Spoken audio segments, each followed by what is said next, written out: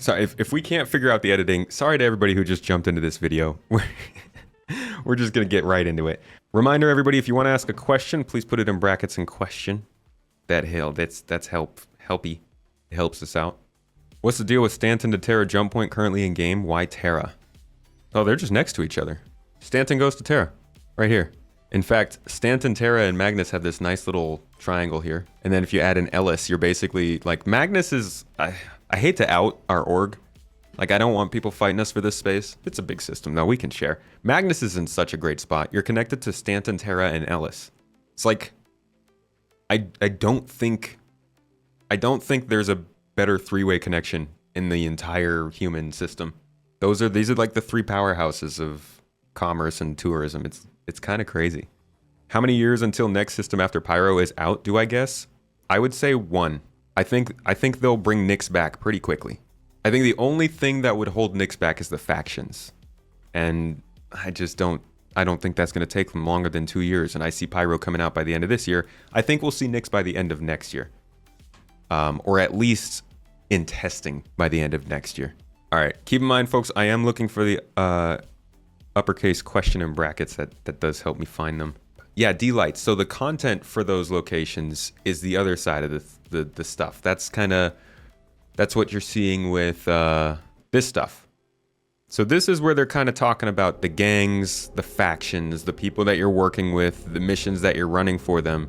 They're talking about the armor progression, the loot you can get, how you can get it, all that kind of stuff. That's the other side of the discussion, right? And that's what we've been seeing with things like engineering. Adding locations with gameplay. Engineering can mean you interact with those locations and make them work or fix them or something like that. Adding loot, adding cargo. It's like the core gameplay, I guess. Isn't 3.23 overdue now? No patch for quite some time, no? No. We had 3.22 in December, so 3.23 would be due for April. It's usually how it goes. Yeah, they're usually coming April 22nd. December, April, December, April, December, April, December. This should be April. We'll see if it happens. Question. Do you think they're still planning on upping the size of planets? No.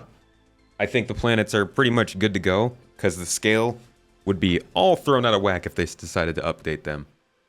Somebody correct me if I'm wrong, but I believe we are talking about 1 to 8th scale? No, 1 to 6th scale distances and moons?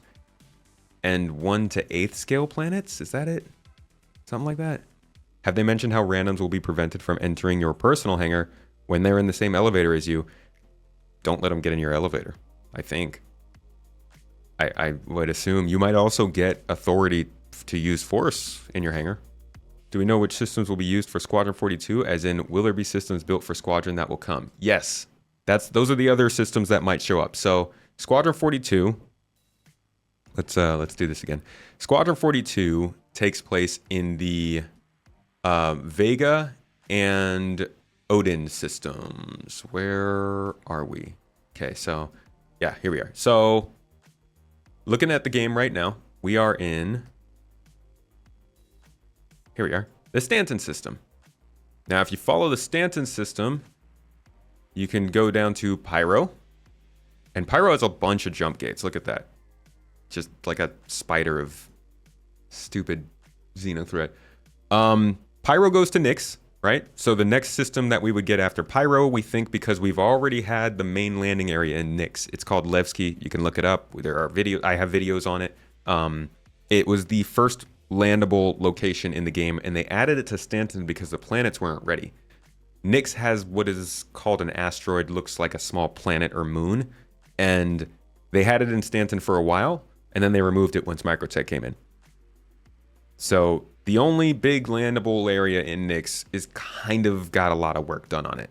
Besides that, not much else work to do. So they could ship Nyx pretty quickly. They've also shown us actually some of their planetary development on Nyx. Show you that real quick. That was a while ago, but it was mostly hype map stuff. So we had some flora here. It's conceptual stuff. They might have just put this on Microtech or something, to be honest. We got some hype maps here. Some of the different kinds of designs they were looking at for Nyx's more terrestrial, or not terrestrial, but like barren bodies. And then we've got some more texture work that's kind of adding some detail to those height maps. Man, there we go. It definitely looked more alien than what we have in Stanton, which I think was what they were going for. But this was a while back. This is 2021. We haven't heard anything since. But yeah, so that's Nyx. That's done. And then from there, we can move to Odin, which is in Squadron 42. So you can kind of imagine that their goal is by the time Squadron 42 maybe is close to coming out, they can do Stanton to Pyro to Nyx to Odin, have 4 systems done. And then you have Vega, which is also in Squadron 42, but that's not connected, so I don't know what they're going to do about that. They might just throw in a connection, who knows. My guess for the following system from there would be Castra, because it's a pretty heavy... it is a pretty heavy human military presence, and since they will have a commerce system of Stanton, they will have this is a commerce kind of medium security system, a outlaw low security system, a sort of neutral system. This would be the heavy military super safe zone system that they could put in. They could also go with Tera, but like that's a big system, so I don't know. You think it should be Tera? I also think it should be Tera.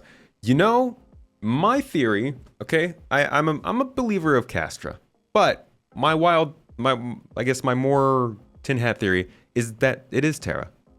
This makes for the perfect starting star system for Star Citizen, right? It's basically the capital. Sorry for all of you who like Sol, Earth. It's basically the capital of the game. It has several planets with breathable atmosphere, a ton of security, right? You're going to have tons of protection for new players here. Outlaws will probably want to get out of here pretty quickly and just go to Stanton or Pyro. And you've got a ton of like little things. You got asteroid clusters, an asteroid belt, multiple moons, planets, all this stuff. Like this is such a good system for them to start out with, but it is a hefty dose of system. The only thing we've ever heard about Tera was in the 2015 original, they call them the I think they call them the Disco Lando leaks, and I don't think he likes that. There was a little bit of an oopsie back in like 2015, 2016, when one of the videos that CIG published had a folder on the computer in the background, I think it was. I don't remember exactly what it was, but somebody was able to look on the video and figure out how to get into a folder in CIG and leaked a ton of assets. And some of it was like Tera.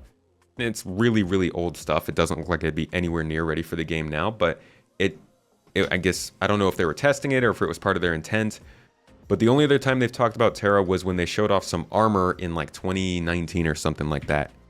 And that didn't really tell us too much. So I don't know what the plan is there, but Tera would be a fantastic system for the 5th system. I don't know if they have the time for that. How many cities in Tera versus Castra? I think Castra only has one major city on top of a mountain. Tera's got multiple, because you've got Terra Nova, which is the capital, and I believe that has 2 landing zones maybe. I don't know how many cities there would be, but there's going to be quite a few places to land. Gen is, I think, is this the main city? Major political and military hub. Doesn't say anything about a landing zone. It actually says it's not habitable. Interesting. Terra Nova is the planet. I'm thinking Terra Prime, which I'm guessing is just the one they call Terra.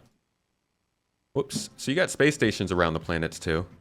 And then Castra's fairly not as big. I mean, it's a military system, right? So they're not going to take something with a ton of resources for military.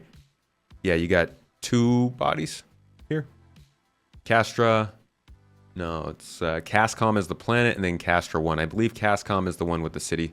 So you got 1 landing zone here that is basically just an old military base turned into a area where people can come and chill. Quantum economy can't happen for whatever reason. What's the next solution to making the verse feel alive? Some kind of dynamic model that reacts, and I mean, virtual AI is a big thing to lose from quantum, so I'm not sure about that, but some kind of model that can react. I don't know, man. I don't know what we could do with economies.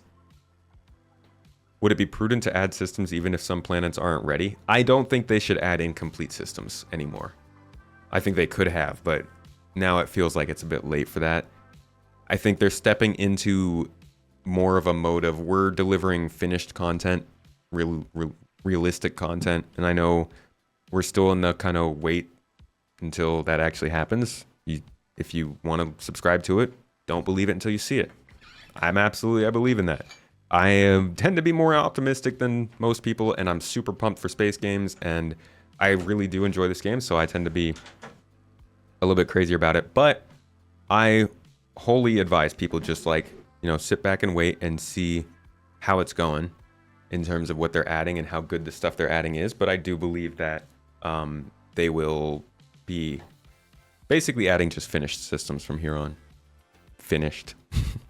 With these amounts of systems and size, traveling would take hours. That means SC will just be an alt game one every system or so. No, you're not meant to. That's actually part of the design of the game. The long distances in this game are meant to emphasize the idea that you're not supposed to travel that much. You're supposed to find a planet or a place or a sector of a system that you like the gameplay, and then get your fill of content. Right now, the game isn't prepared for that. You have to fly back and forth across systems just to get bounties. But the idea is some people are going to make their home base at Hurston and then only work in Stanton. Maybe they'll go into another system every once in a while. Maybe you visit a friend, or maybe you move your base every couple of weeks. But the idea is that you're supposed to sort of settle down for a little bit and just enjoy the local gameplay. And that's that on its own is already big, right? They're talking about making outposts with localized missions, distribution centers where you can spend hours on end inside of. And then on top of that, you're talking about the moons around that planet, the space stations, the asteroids around that planet. And then you're talking about the space stations in between planets and the pirate bases in between planets and the asteroids and the derelict ships. And then you're talking about the other planets and all that stuff. And then you're getting into other star systems. So the hope is that they're creating enough content that you're not actually trying to go from, Stanton to Tera every day or something, or every hour. Arcane asked, will the reputation system come fully online or in stages, landing permissions, etc., and approximately when? Reputation system is definitely coming in stages. They've already shown that much, I'd say.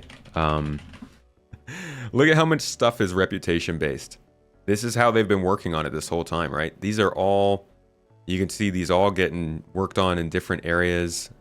And it looks like a lot of this stuff is coming in the same update. So they worked on these at different times and they're adding them all at the same time. I know shop discounts, sandbox triggers, hostility, and gates for missions, I think are all coming in 3.23 or 4.0. But then you have Reputation V2, which I think kind of breaks out some of this stuff. I think they will continue to build on it in stages. Don't know when though. I think the full reputation system should be done within the next couple of years. Not done, but I don't even know how to describe that. Feel like there needs to be a more valuable in-game investment than currency to work towards in-game. What do you see that is? Reputation, mostly. Reputation and base building, I think, are going to be the big ones. Crafting and building. A lot of things will be only earnable via high rep missions and things like that. So that'll be probably a good way to motivate people.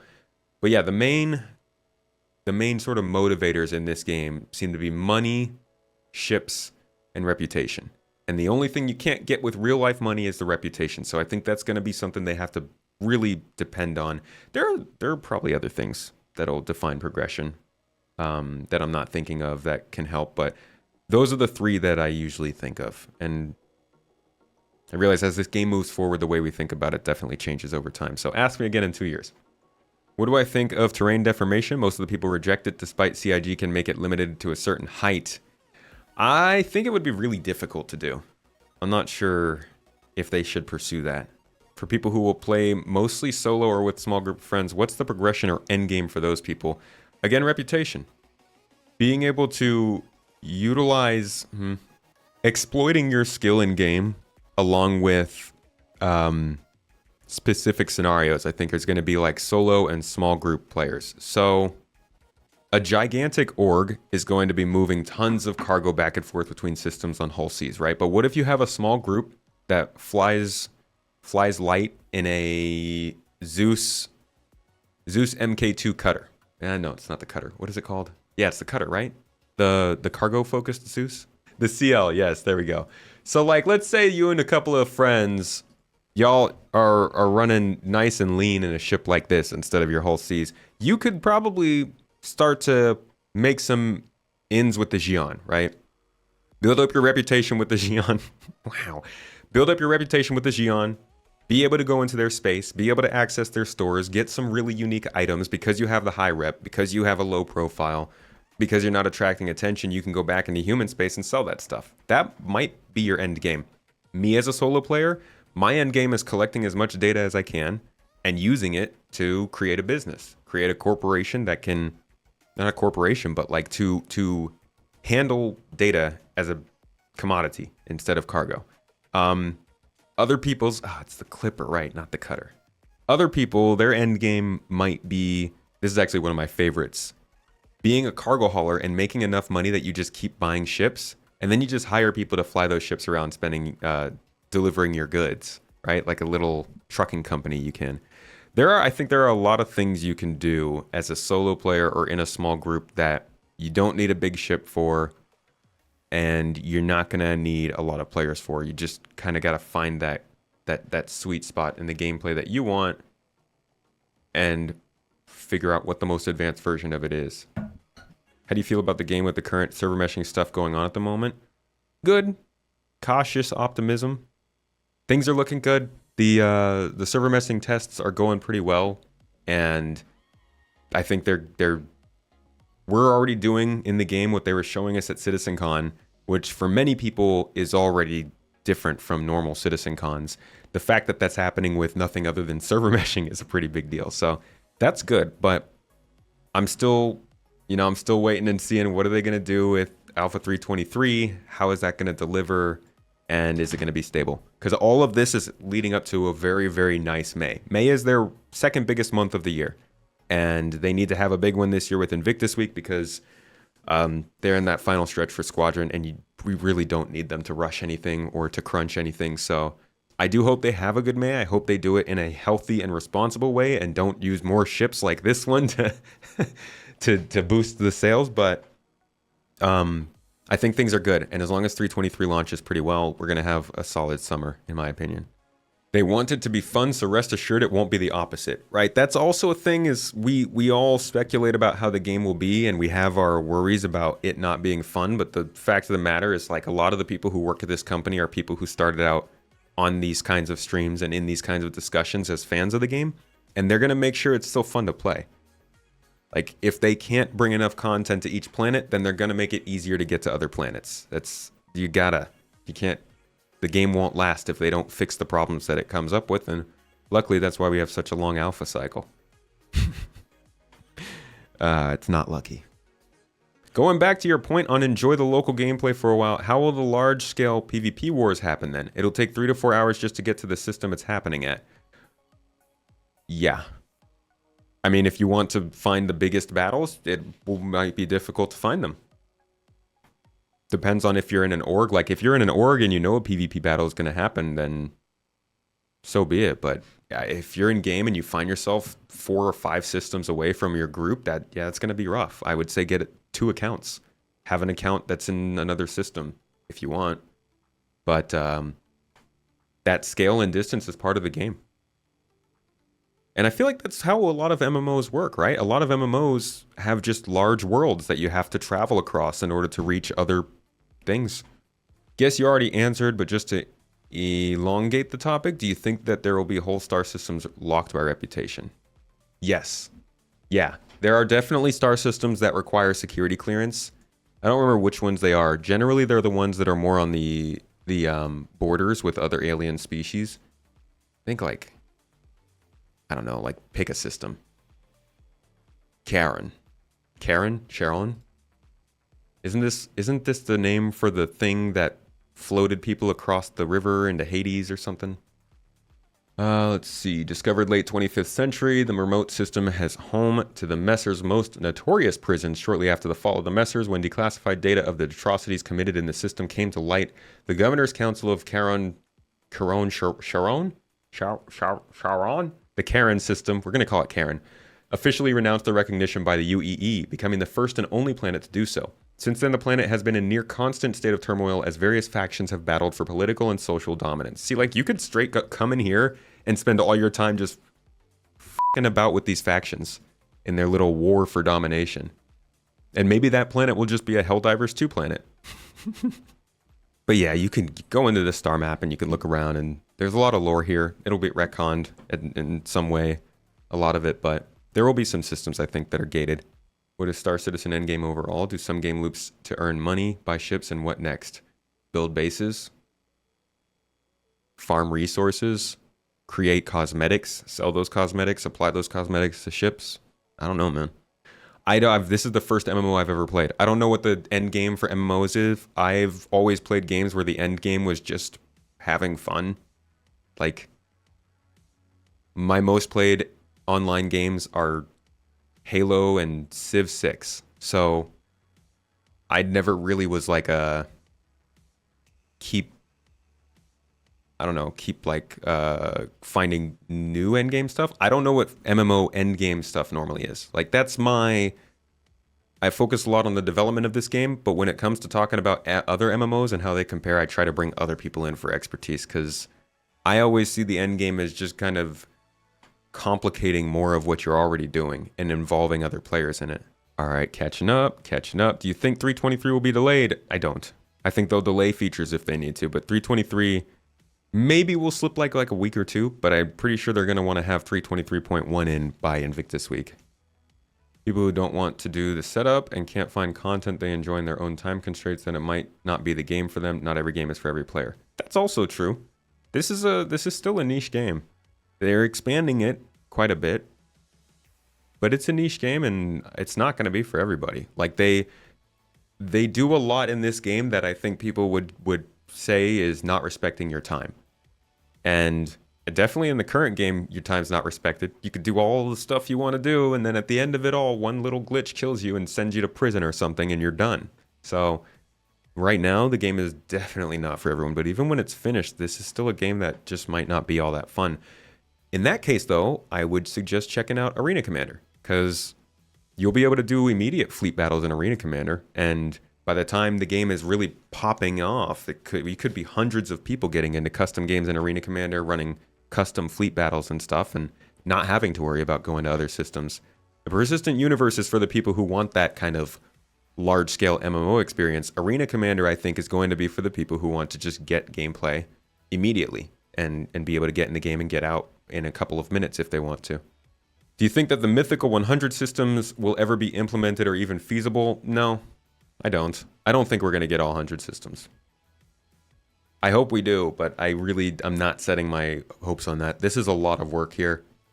This is including multiple star systems, and what is not featured here is a completely separate alien race in the lore called the Kurthak, and they are supposedly out this way, on the other side of the Xi'an.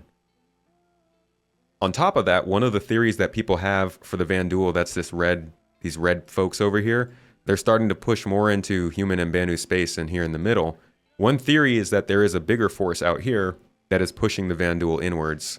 So, like, there's a lot of lore and stuff they could do to expand this game, and I think by the time they ever even approach 100 systems, they're probably going to want to do something different, right?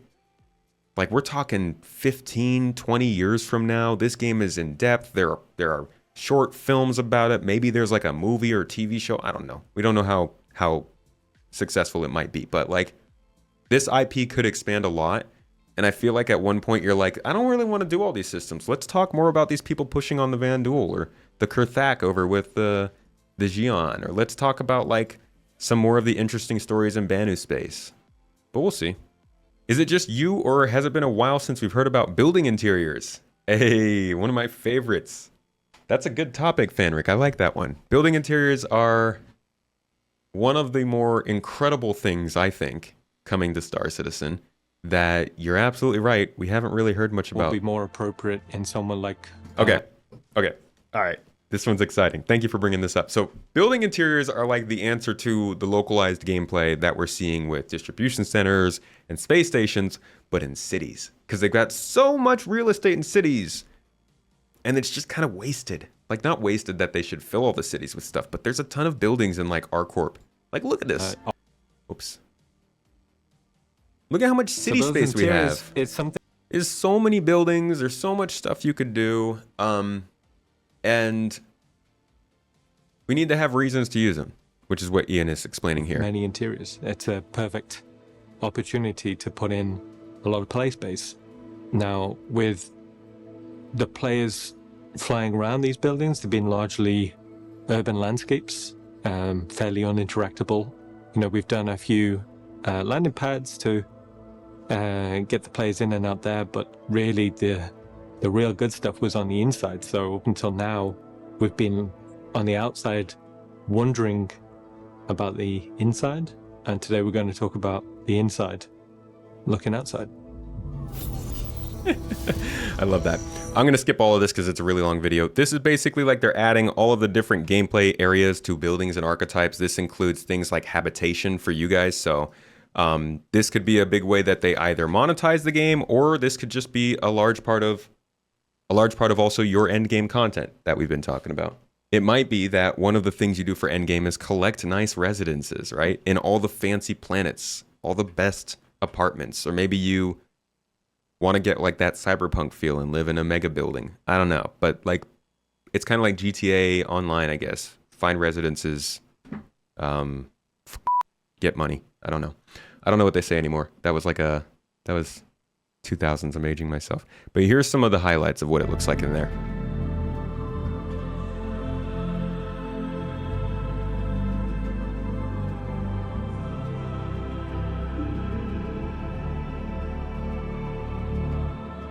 So, what did we learn this week? What did we learn this week, Jared? So yeah, building interiors is a good one. We haven't heard about it in a while because the team who is working on it is currently working on a lot of the pyro stuff. That was the Montreal studio, I believe. I think was doing a lot of building interiors, and they have been pretty busy. Montreal Sandbox, locations, concept art, and narrative. Yeah, so Montreal was working on it, and Montreal's a busy body. They've been working on underground facilities for a while. Before that, they were working on the derelict outposts last year. So I think once these underground facilities are done, we might start hearing about building interiors again. Did they ever mention if they were still planning on putting AC into the PU? Remember there being that was said that you could play AC while on long quantum travel routes. I think they still will. And I think that's a really good idea because, again, you could just be in the PU playing some more action-oriented gameplay with other players fighting in those giant fleet battles without having to wait to get there. Or you could fly to your fleet battle while playing in fleet battles in your AC server. Am I just being overly dramatic thinking the Polaris will be ready for Invictus? And when do you think we will get Castra? I don't think the Polaris is going to be ready for Invictus. I think they've got more gameplay they need to get figured out by then. Like, if they launch to the Polaris without engineering gameplay, it just feel weird. Just wouldn't feel right. I just realized I'm not even on the camera. There we go. Yeah, why are you all the way over there? What is with this? Just constantly in the wrong place. There you go. Why don't you zoom out a little bit? Give me some space. Let me breathe. There we go. Yeah, like we wouldn't even have engineering gameplay by Invictus, right? I don't know. They're close on the art for sure. But the exterior is still in gray box, I believe. Do you think they will have profitable hauling routes that go between systems? Absolutely. That's your haul E. What do you think about money sinks as means to elongate game hours instead of just price increases, let's say for ships? Money sinks, yeah, for sure. We've got insurance. We're going to have storage fees in hangars. We're going to have the cost of respawning, the cost of spawning our ships, fuel prices, oxygen pricing, food, all that kind of stuff. We got a lot of stuff we'll have to pay for in this game. Have you thought about how the different systems will work their prison systems? I don't think every system will have a prison, actually, which is probably going to make things pretty interesting. But they've got a lot of work to do on the prison system. Charging players $5 for a passport to an area. I believe they are going to stick to their whole no DLC stuff on here. I think they should stick more to cosmetics and real estate and stuff. How do you think they're going to solve the problem of rotating physics grids between meshed servers? I don't know. I also wonder how they're going to handle the atmospheric and gravity lines around planets. It's not a gradient. And I'm guessing it will never be a gradient. So I don't know how the servers will work with the rotations and stuff like that. With all the new systems in the works and such, do you think Stanton will have a new major landing zone? No, I don't think so. I think they're going to stick to the 4 they have there. All right. We're catching up here. I'm zooming forward. All right. Not sure how other MMOs have done it, but could you see them long after 1.0 uploading new systems and charging players? Oh, I saw that one. Yeah, I don't think they're going to charge people for new systems. That would be... I hope not. Will we get more quests and missions that are based around city? Maybe some locations that can be accessed by foot? My friend, I love the questions when I know where the answer is for... Thank you. Who is that? Where is that? Warlock. Beautiful question. Makes you feel super accomplished. In this same panel, they talk about this. Actually, I think it was that same part that I was looking at with you all. Listen to this. A larger and more established community.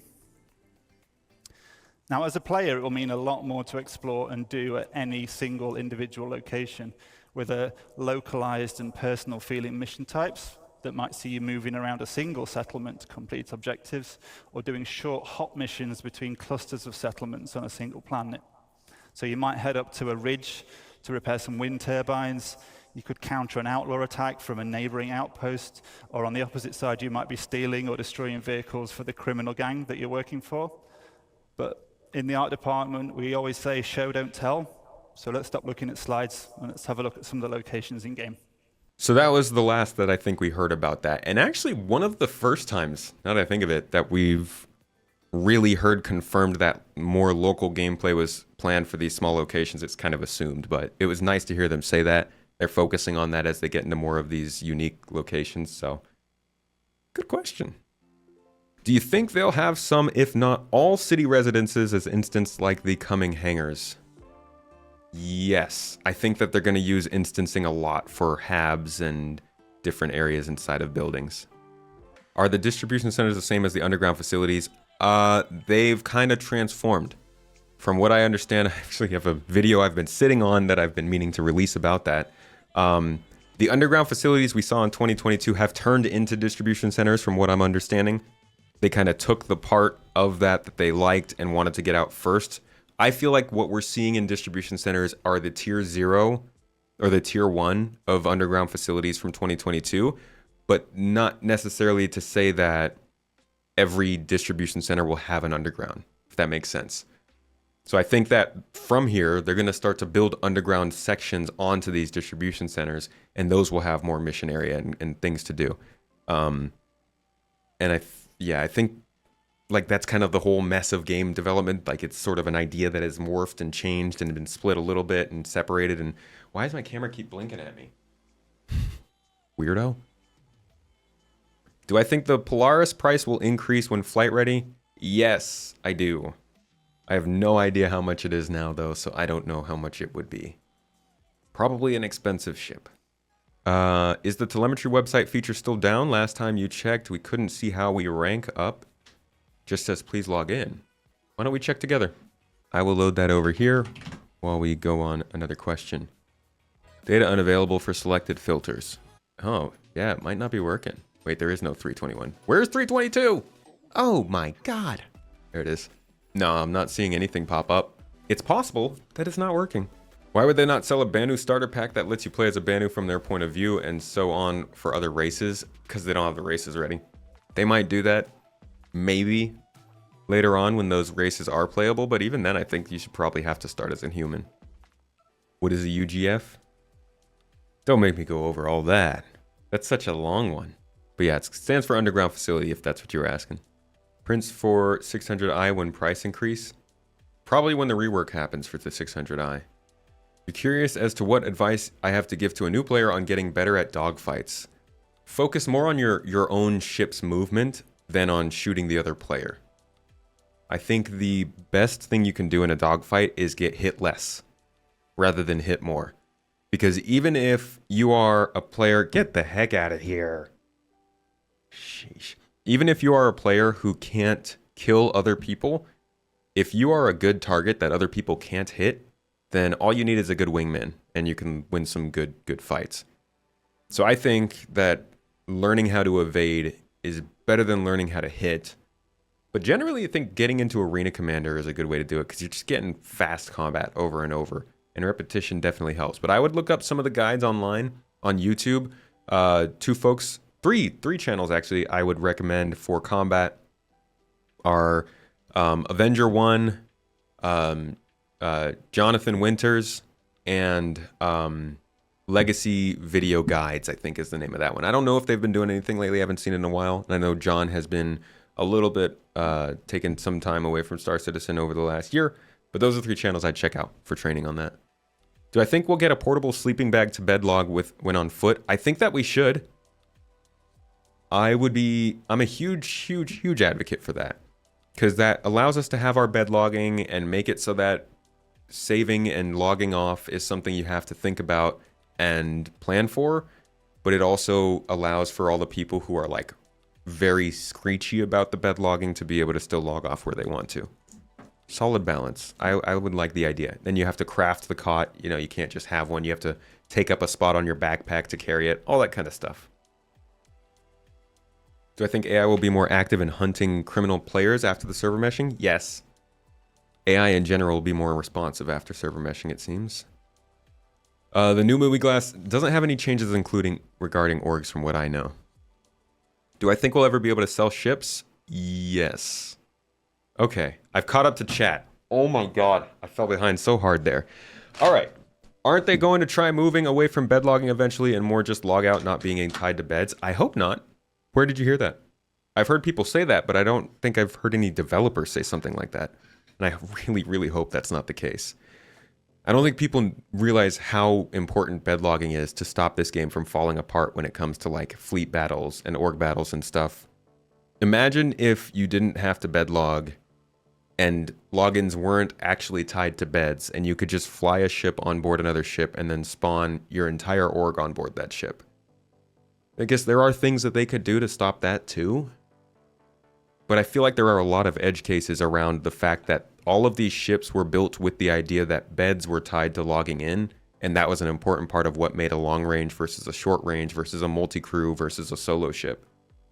Are attachable helmets coming in 323? Do you think when you click on drink, the helmet should open the close, then close after? Like open the visor so you could just drink through that? No, I think you should have to take your helmet off. I think if you hit drink, it takes your helmet off for you, but maybe doesn't put it back on. So that'd be a little weird. But I don't think attachable helmets are coming in 323. Thoughts on base building, and do you think it'll be ready for the end of the year? I think we could see a very basic implementation of something regarding base building or crafting by the end of the year, but I don't think it'll be ready in any significant sense. But I think it's a good direction for the game. We've been waiting long enough. Do I think mining will get a rework to be more lucrative in 323 and be more in line with other professions? Well, the economy team is touching a lot of stuff in 323, so it's certainly possible that the balances that you get for payouts and for certain commodities changes. But they didn't announce any specific balance passes for mining in 323, and since we did just see one in 319, I think it was, I don't think we're really due for one just yet. Sorry if you answered this, I ran out of coffee. Do I think they'll release content like Xeno Threat soon after Invictus or only after 4.0? Content like Xeno Threat? No, I think we'll get that before 4.0. They like to run the global events pretty regularly. Not sure if you or any other players missing this, but I do think interior models of helmets should be back, preventing clear view so people could run more without helmets around. I agree.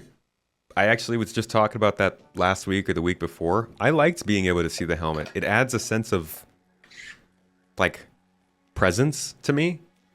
And I totally understand the idea that it's blocking your view, and that's not really great because you only have a certain field of view and stuff. I think keeping it super minor is good, but I do like seeing the helmet in my view. And that might make me a pleb. I don't know. You fell behind on Star Citizen's development and got all caught up thanks to me. Oh, thanks to you and your videos. Last looked at SC dev progress like 3 or 4 years ago. Glad to see things are improving. They're improving quite a bit. I made a video probably like 3 years ago now that was talking about Phase 4. was that 3 or 4 years ago? That might have been 4 years ago. Phase 4 of development, and that went a lot slower than I had thought it would. I thought that more of the systems they had been working long term were coming in, and it feels like that's what's happening now. Definitely like during that phase, that was the phase of Squadron 42, and now they're kind of starting to move things back, which is great, towards Star Citizen. So if you're just getting caught back up with Star Citizen now, you're coming at the perfect time. Because like basically anybody who has been hardcore into Star Citizen since the year 2017 has been waiting for server meshing. And now, finally, we're all seeing it actually happen. 2017. Like I have been hyped for, went to the midnight release of, played the absolute out of, and then completely forgotten about video games in that span of time. I could go about the whole, I left college and I got married and I had 5 kids and I solved cancer and I went to the moon and Star Citizen still is now. No, but it really feels like that kind of energy. Like it's been a long time we've been waiting for server meshing. And there's not a single other thing in all of Star Citizen's development that you could point towards and be like, everybody will be happy about this. Yeah, they've definitely alluded to server meshing for a long time, much longer than going back past 2017. But as far as like their public, let me show you. Actually, why don't we just do a little dive back? Like, there are probably plenty of people here who haven't seen this video. Yeah, it was actually 2018 when they properly came out and were like, this is our long-term goal. And this is part of why you're starting to hear them talk about 1.0. It's also why I don't understand the people who are like, it's too early to talk about 1.0. They were talking about 4.0 in 2018. Like, how is it too early to talk about 1.0? They need a new freaking goal. I'm sorry. I don't understand that angle. It's so strange to me. So, back in 2018, CitizenCon, I need the actual presentation. I need all of it. Still slightly concerned about server meshing? Oh, completely free to be concerned about it. We don't know how far it'll scale yet. Do hope it does well, but there's always the possibility it doesn't. All right, so here he is actually saying that. It will be an ongoing, living, breathing game, and we back up a little bit. After that, come on, a little more. Universe. Yeah, Chris. Playing. Yeah, talking. Hey, Chris. Yeah, I got the microphone back. Yeah. We're going through your CitizenCon 2018, man, and it's a lot of talking. Yeah. Yeah. Oh yeah, no, it says organization systems up here too. Yeah, what happened with that? Organizations suck. Okay. Gotcha. Yeah. Well, you're talking a lot about server meshing. We'll get back to that. But honestly, to me, it's kind of looking like a scam, man. You gotta work on that. All right, buddy. See you later. Thank you. Cool. We haven't used the microphone in a while. Glad to have it back. It was in the other room, getting rained on. If you listen closely, you can probably hear the water falling from our ceiling in the other room. He's talking about server meshing. One of the biggest things, that's why we call it the persistent universe, is that it has a life and a persistence, and people's actions will mean something in it. And that's a very, very important part of the 11th pillar. And the last one, if we go forward, Paul, is server meshing. So when we get server meshing, that is, we think, the last piece of the puzzle to have the full game experience. And this is our ability to go, right now we have about 50 players on a server.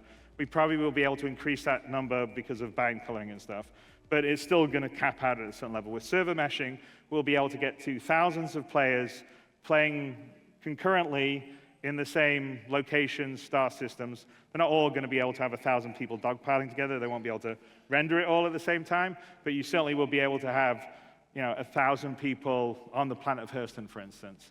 So the server meshing is the last key piece, because that will allow us to have a truly massively populated universe of players as well as AI, and having servers that dynamically scale up and down to take care of the processing needs of that. So And this is literally people.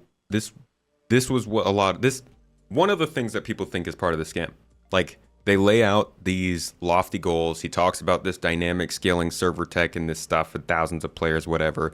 And people think that it's literally never going to happen. That they're just spouting this stuff in order to get money, and they're not going to make the game. Now that we're seeing server meshing coming along, that's probably not going to change for a lot of people. In my experience, looking at the comments that people leave over the years as things do start to come along, the argument just kind of changes. Like, I think it's huge that this clip exists in this video about road to release, and it validates the fact that we're now seeing that actually happen. It's a long-term goal. You don't really get the chance to see such a long-term goal like this play out and actually happen. And I think that speaks a lot towards their efforts. How long till beta? That's a complicated question. I don't think they're going to do a beta. It's what the rumors are saying. It might just be like a sort of very polished post-alpha experience for a while. I don't know, man. It's like what's names, right? Content complete, whatever it is. I think we're still like 3 years, 2 years, 2 to 3 years away from a feature complete. Not even feature complete, man. I don't know what to call it. I think there's still plenty of stuff that's going to be added after that. So they're working on an update for the progress tracker to know what's coming for 1.0, right? Yep. Are you actually saying naughty words when you bleep yourself, or are you just pretending? I'm saying all the fucking worst. Sometimes I do. Sometimes I let them slip. Feel a little.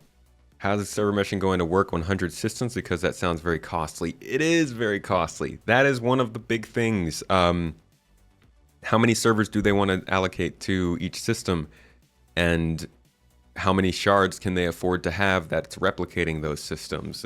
It can get expensive. That's why they don't want to stick on static server meshing for too long, because they can't even shut those down if they wanted to. We still don't have any alien factions or any of their systems yet either. With that being said, wouldn't 1.0 be like another decade out? Looking at the star map, the alien systems are farther on the edge of the galaxy, while Stanton and Pyro are relatively central.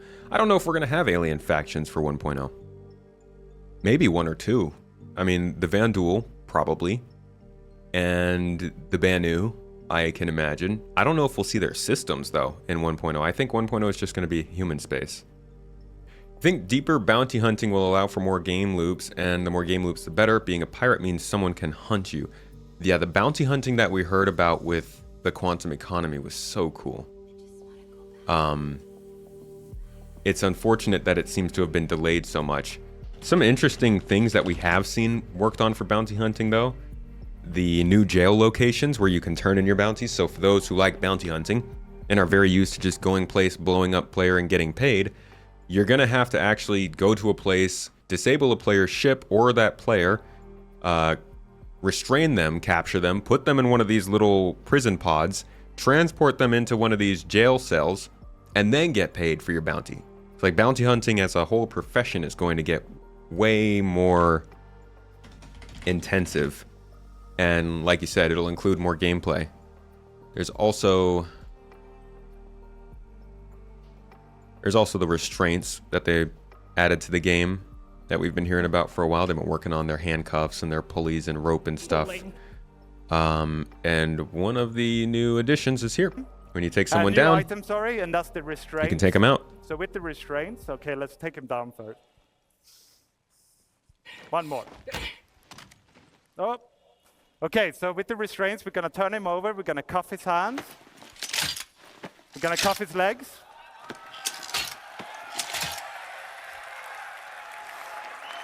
And so you'll have to take them and transport them, and probably do some not so nice things. Don't do that. Matt, he said 50 players in the server because back then it was 50 players. 100 players only happened in 2022, so that's relatively new.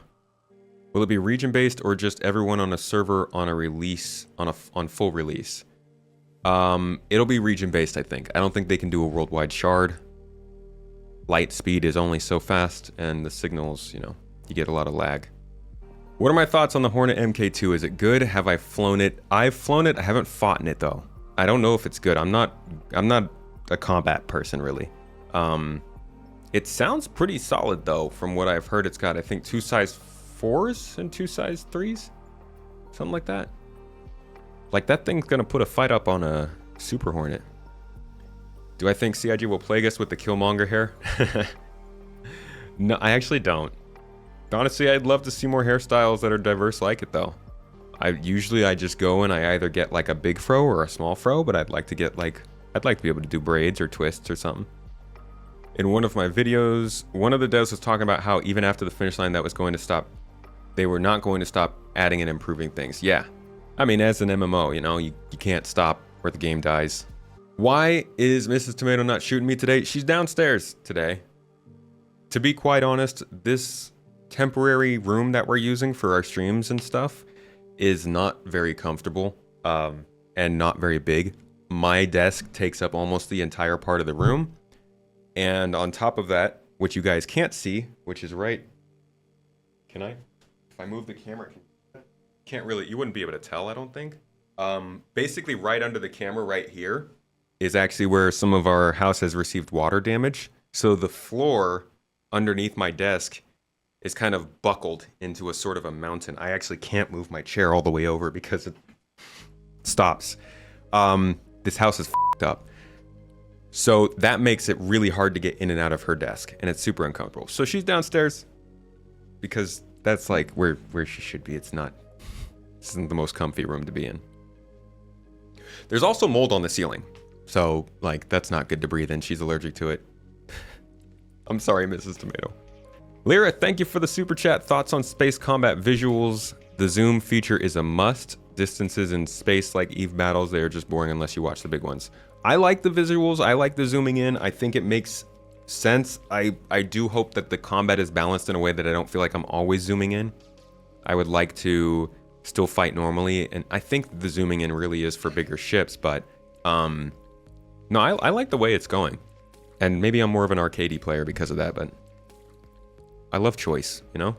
If I don't have to zoom in, I won't. Do I think they'll have dedicated prisoner ships to move prisoners from local prisons to major facilities? Oh, kind of. We do have the Cutlass Blue. This is like a dedicated prison transport ship. Like it literally has the bays in the back. And I think the Zeus MR also has prison pods. Yeah, like look at this. They're very well, actually, you know what? That's probably a transportation mission. If you go to, oh, I love, oh, who was that? You just connected some dots, Walker. I like it when we do that.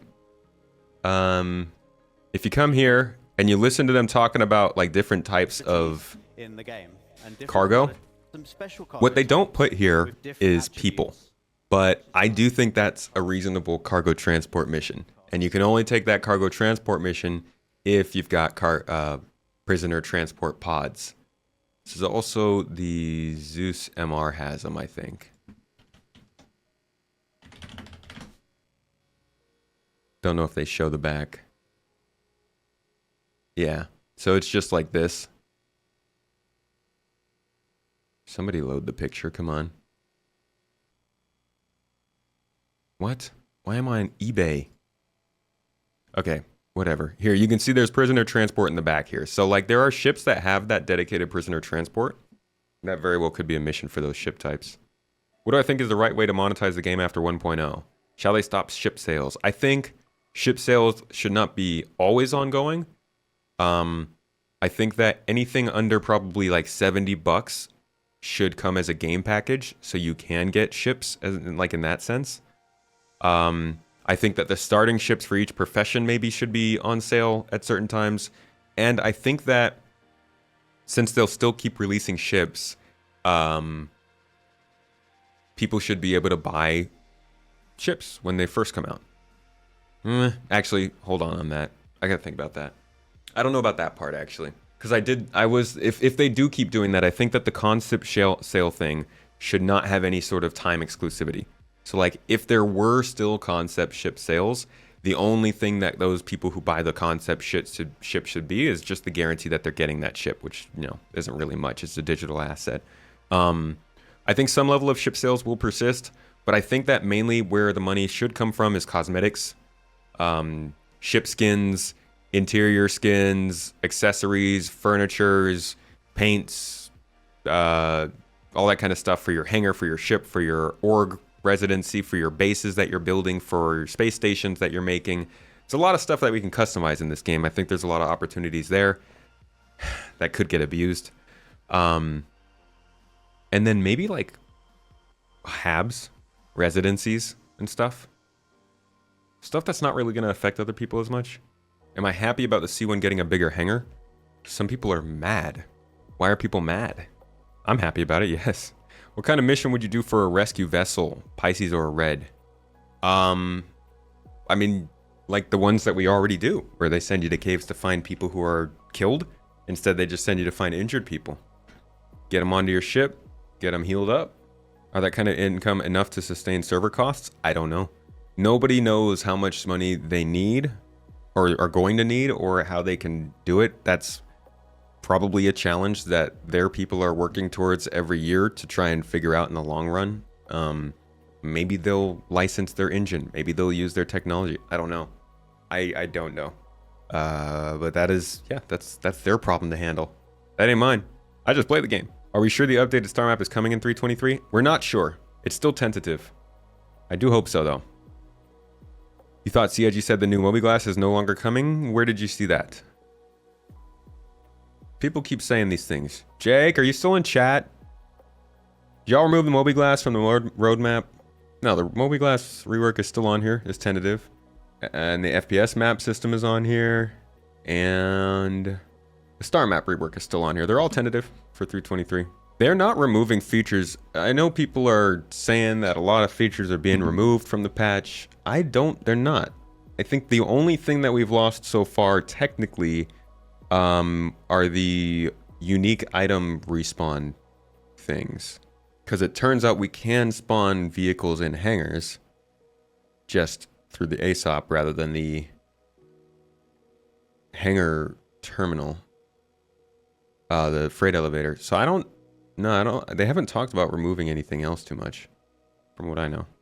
Well, SR, I'm thinking they could choose the publisher route, right? So they acquired Turbulent.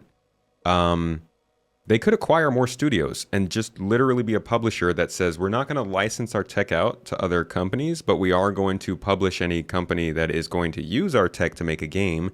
So they still have full control over it. Like they can still kind of control where it's being used and how, but they're also making passive income from the fact that those games are also building other things. And that's always a possibility. Turbulent is definitely focused on making their star systems, but another company could do stuff like that. They could have options. To think that the only option they have is to sell ships is ignoring a lot of the potential of an MMO and the potential of a company that has literally created everything they're using. At which point in development do you think CIG will stop the mega transactions / $48,000 ship packages? Never. Maybe they will when it reaches 1.0. But like the $48,000 ship package is literally a buy everything in the store package, right? So, if people still want them to sell all of the cosmetics they're selling as one package, I don't know how much that would cost, but it could cost a lot. And like I don't see why they wouldn't do that other than the optics. But I think they've proven that they don't really care too much about the optics. Think your character and ship cargo can be transported between systems while you're offline? I certainly hope so. I really do. That'd have to be something with the permission system there. Did CIG talk about contract manager rework? Do you think it has to be reworked? Yes, it does. We've seen it too. To some extent. We've seen the Squadron 42 version. But I don't think they're going to bring it in just yet. Don't you think the main appeal of SC ships versus Eve is basically method of control? Feel like Eve's point and click and auto move to spot will never satisfy pilots of SC or Elite Dangerous. Yeah, the way that you experience the game is a big deal of Star Citizen. Part of the hardest part. Rendering the camera in those eyeballs, right? Okay. Mission manager, here we go. So here's a look at the Squadron 42 contract manager. Star Citizens itself will be a bit different, but you can kind of get an idea of how they're more clearly breaking things out, modularizing it a bit more, adding your objectives and all that jazz. It looks better. Get rid of the freaking double display though. I can't, like, I don't like it. It adds depth to the menu, but I feel like there are better ways to add depth than double vision. Sorry if it was already asked, do you know if recovering purchased cosmetic armor is coming in with the cargo elevators? It's not. No, that actually got delayed out. That's the one thing that we are seeing get delayed out of 323. And I hope it comes in a 323.x update. But we don't know just yet. How would you describe the new player experience nowadays? Still yet to get my feet wet in SC. I still think it's pretty bad. The tutorials help and it's getting better. But the new player experience isn't going to be any significantly better until after 323. New maps, the player interaction experience, I think is a really big part of including that. The map systems for FPS and mini maps, these are the types of things that'll make the new player experience much better outside of the tutorial. And hopefully the tutorial is getting updated with them. In that case, if the game is running pretty smoothly with 323, I think the new player experience could actually be fairly good. But I still don't think that missions are ready for new players. There's not enough obvious gameplay yet. Plenty of sandbox stuff, not enough objective-based stuff. We got no news on the Galaxy. You think no Galaxy for this year? I don't think so. I think the Galaxy will come after the Polaris. And like, the Polaris isn't done yet. Maybe they can get the Galaxy done in 6 months. But I don't know. Persistent hangars coming very soon. How long do you think until persistent habs? I'm thinking next year. 2025. I'm hoping for that, at least. Think they still plan on having planets orbit the stars and moons? Orbit the planets? I hope so. It's going to be really difficult to do that with the economy. But I think having orbits in this game could make really, really cool scenarios for exploration, for commerce, for base building. Like, imagine the kind of gold rush you would get when two planets are really close to each other, one with a ton of mining and the other with a ton of places to sell. Like, normally they're across a system, so you have to take these jumps around, and there's a lot of places that you can get caught and trapped, and it's not as good a route. But imagine, like, those orbits kind of line up for one time every, like, 3 years in-game. And you just have, like, a 2-minute jump between the two planets, and you're golden. I would love that. I know I talk about it a lot. I would love the same thing with a comet. A comet flies into the system once every couple of months. Not only can people go and visit it because they've never seen it before, but the people with the best ships, with the best exploration-focused ships, with the most time to put towards exploration, can fly out and meet that comet when it first gets into the system, get all the most valuable resources, flex their exploration muscle. Then as it gets closer to the system, more and more players are getting into it, going to look at it, visiting it, getting some of the resources, and then by the time it's in the center of the system, it's all the new players seeing it. And it's like they still get to take part in it because it's really close to where they are, but it's also kind of like end game gameplay because it's moving and it's focused on exploration and it's deep space and all that. I think the idea of orbits in this game could be really cool. How do you assess the growth of creator streamers or YouTubers? Are we more at the beginning or end of Star Citizen, not from a development standpoint, but from content creator space? Is the market saturated? No, absolutely not. This game's gonna get pretty big. Like, a lot of people are waiting for this game. You can go and just look at a ton of different creators who are huge, like Jack Frags. He's definitely going to jump hard into this game. Look how many videos he's already made about it. He really enjoys it. It's just not quite ready for him. Same with somebody like JV. He also expressed a lot of interest in Star Citizen. Asmongold looked like he was very excited about it. Like, you can just look up major YouTubers, and these are just the ones who have said that they're interested in it, right? Once this game starts to make more noise and it's actually presentable and it looks like a fun game to play, I think a lot of people will be jumping into it, and there's going to be a ton of space for different people to make different types of niche content. Maybe not videos, maybe blogs, websites, services, different kind of stuff. Do I think the GATAC railing will be introduced in Alien Week? No, unfortunately not. They haven't really talked about it yet. I don't know if they're actually working on it or not. They said they were going to, but like, where is it? It wasn't even on that teaser video from CitizenCon.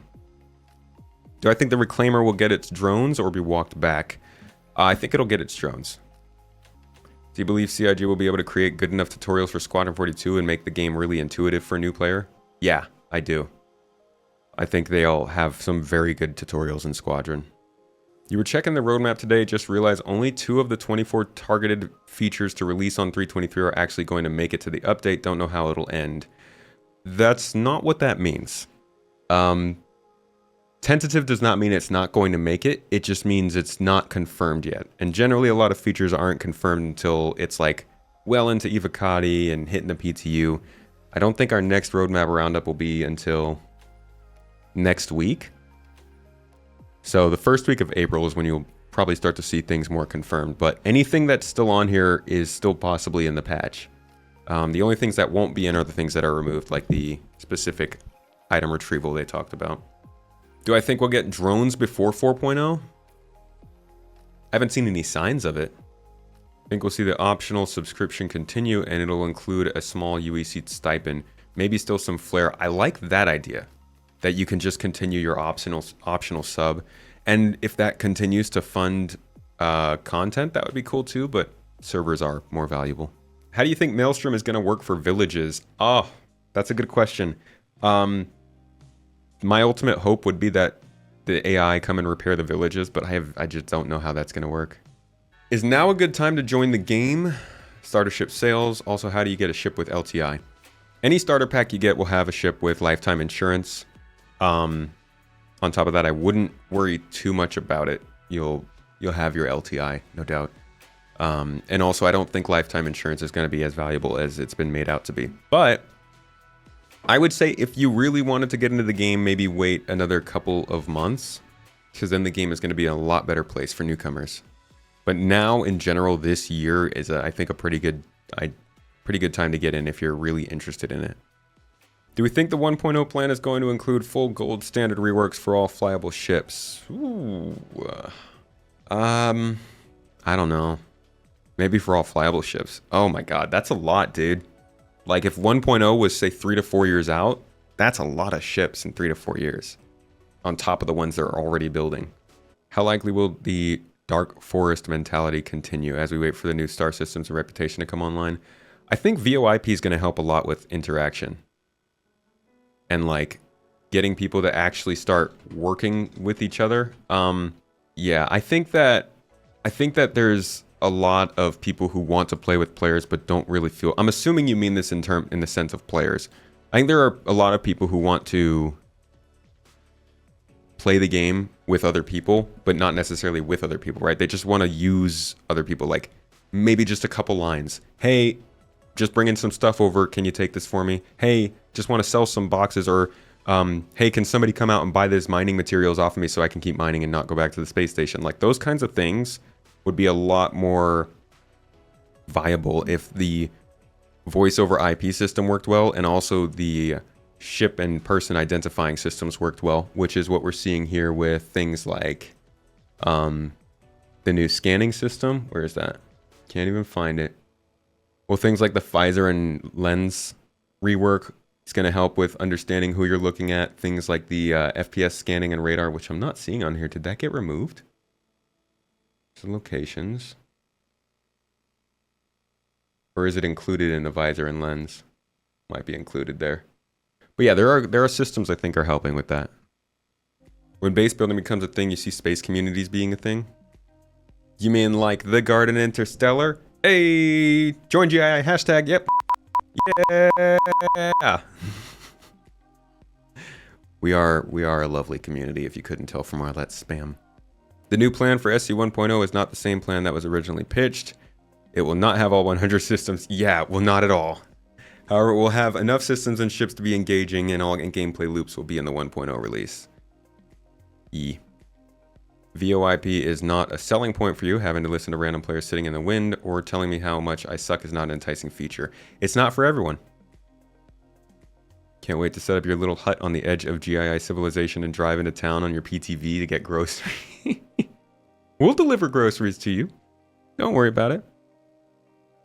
Think we'll get another Q2 patch later in Q2? Maybe at the end of summer. Maybe. What game loops are expected but not currently in the game? Oh god.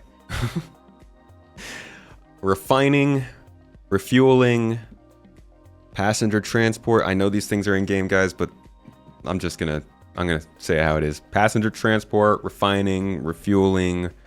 I guess the medical thing is okay. Proper exploration support, engineering gameplay, base building, crafting, ship hauling, really, like transporting ships. I'm including ship repair in engineering. I guess you could break out repair too. Mining's in the game. Science, as they call kind of like research. Like there's a game that's supposed to have a telescope on it to do research. Not sure how that's going to work. Speaking of money and R&D, CIG has so much of this it approaches absurdity, so if they do not succeed, no one can. I wouldn't say it approaches absurdity. Have you seen how much money game companies make? There are some game companies that are making more than CIG has made in the last 10 years in like 1 year. And I'm not saying that like means anything in particular, other than the amount of money that they have or that they've invested, I think is still relatively small for the industry. Not to say, God, it's going to be taken so out of context. Not to say that like they shouldn't have a good game with the amount of money they made. But when I look at companies and how much money they make, a lot of that money goes to investors and stuff. I get that. But that's also including the money that they use to invest in the engine beforehand and all that stuff. They have a lot of other things to deal with. So again, I'm not like comparing them or anything. But I don't think that the money they have necessarily means that they should do better than other people, because other people do have a lot of money. Time, that's a different story. I agree with you there. You can't, other companies definitely can't just work on stuff and keep working on stuff until they feel like it's ready. They have to meet a deadline. And CIG has been very, very fortunate in that sense. FPS needs 60 Hz server tick rate at least, and that is already outdated frequency. Modern shooters use 120 Hz, and that is when weird stuff is less likely. I don't know, man. That's really fast. Are there other MMOs with shooting that, like, set a sort of bar for performance? How do you feel about the fact they've made Pyro smaller? I know it's still much larger compared to Stanton, but I was hoping refueling and fuel awareness would be more important than it looks like it'll be right now. I think they've probably balanced it so that it's still important, but not so much that it makes the game less, like, super less fun. I'm not too worried about it getting smaller because there will be a lot of other systems and they can balance the way that fuel works, the way that quantum travel consumes fuel, the balance on ships. Got to see kind of what they plan on doing with the other aspects too.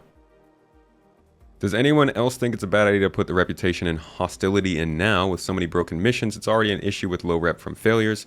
How's this going to lock people out of testing game loops? What if I'm testing illegal hacking missions 1 week and then they put in something like Overdrive Initiative? Am I locked out of participating because my bad guy rep? Yeah. But that's part of the game. They have to start putting the hostility in because we need to start getting protection. Like, everybody is freaking out about how PvP works and how criminals can get around and how do we protect the game and armistice zones and all that, and they can't do any of that until reputation protects us. And we can't get protected until NPCs know who to attack and who not to. Did CIG talk what will happen to our hangars that we've bought, like Revel and York? I think those will be coming into the game once they get those archetypal locations into the game to support them. But for now, just going to get placeholders, I believe. What's my favorite card on the release view for 323? The map rework. Star map. If they put in events that they offer people things like ship upgrades and then lock people out of those loops, there will be hell. I'm betting that they won't. Like, once the ability to be locked out of an event is in, they will probably have either an alternate way to get whatever upgrade that is, or they just won't even have upgrades linked to events like that anymore. How do you see the Pyro gameplay? Will it work like Stanton, missions, planets, outposts? I think Pyro is just going to be like Stanton for pirates, or for outlaws. So you'll have your factions that you might be aligned with, you'll have people that you can work with, you'll have enemies that are hunted regularly but will still be coming after you, those are the bounty hunters, and you'll be able to go over to Stanton for a more dangerous and intense time of gameplay. There's going to be plenty of missions. You're going to have 6 planets, 5 moons, I think, or 7 moons, something like that. Got tons of outposts, villages, towns, NPCs, factions. It's a whole bunch of stuff in. There's a whole bunch of stuff in Pyro. Hope that there's repercussions for those living in Pyro when they enter Stanton. Much like what happens when you have a negative rep and EVE and jump to high sec. Well, some people are not outlaws living in Pyro. There are normal people there too. So maybe not necessarily just for coming from Pyro, but maybe for associating with the factions there. Missions currently have a daunting task. PvE content that is scripted to happen under players meeting the right conditions for the mission is accomplished with scripting. Scripting these events for MMOs tanks servers, especially one as big as SC. Do you think they should relegate the workload of these events to the local client only, with server sync happening as an after effect, or should it be scripted live in real time? Oh boy, that's probably more of a question for someone who knows networking stuff. I think it should happen on the server, because clients running things that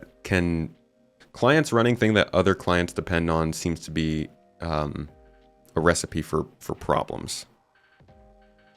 And that daunting task might be something that can help with, like, from server meshing, but then you're still getting into that sort of same soft problem of where do you stop the servers, because it gets expensive.